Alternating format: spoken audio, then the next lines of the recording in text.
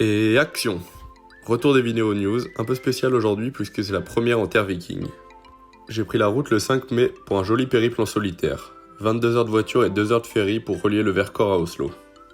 C'est au cœur du trajet que j'ai commencé à réaliser l'engagement que je venais de prendre. Submergé par les préparatifs et l'envie de passer encore quelques instants avec les copains, je n'avais jamais vraiment pris le temps de me rendre compte. Le 7 mai, le soleil d'Oslo m'a sorti du lit et je suis parti directement, basket aux pieds, à la découverte de ce nouveau monde. Happé par le paysage, je n'ai pas vu les heures défiler.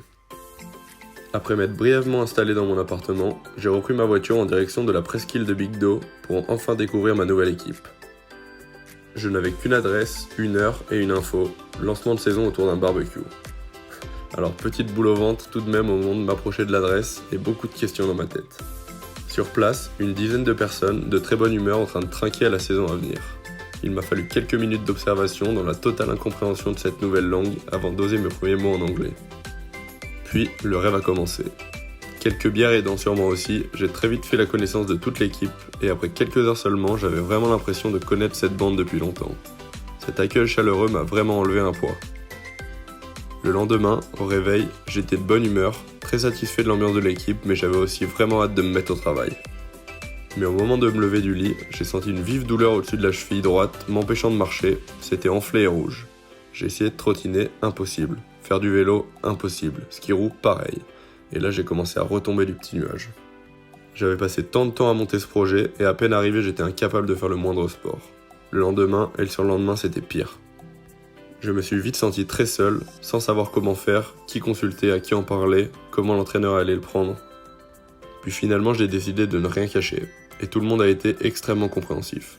Ils ont fait tout leur possible pour adapter le programme et pour m'aider à soigner ça. J'ai vu une ostéopathe super et redoubler de vigilance pendant 3 semaines. Au début je voyais peu de progrès, mais j'ai pu reprendre petit à petit tous les entraînements, et tout s'est accéléré cette dernière semaine.